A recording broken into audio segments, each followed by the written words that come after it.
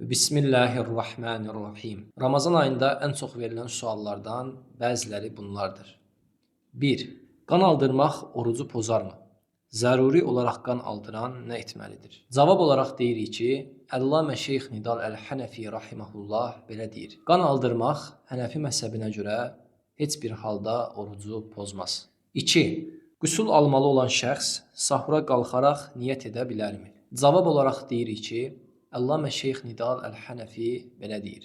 Bəli, üzərinə qüsul vacib olan şəxs sahura qalxaraq oruca niyyət edə bilər. Çünki qüsulsuzluq oruca niyyətə mane deyildir. 3.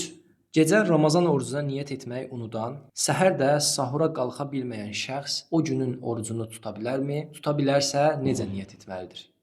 Cavab olaraq deyirik ki, Hənəfi məzhəbinə görə, əgər bir şəxs Ramazan orucuna gecədən niyyət etməyibsə və sahura da qalxmayıbsa, oyandığı andan etibarən orucu pozacaq hər hansı bir əməli etməyibsə, günorta namazının girməsinə təqribən 1 saat qalana qədər niyyət edə bilər. Vəlhamdülillahi Rabbil aləmin.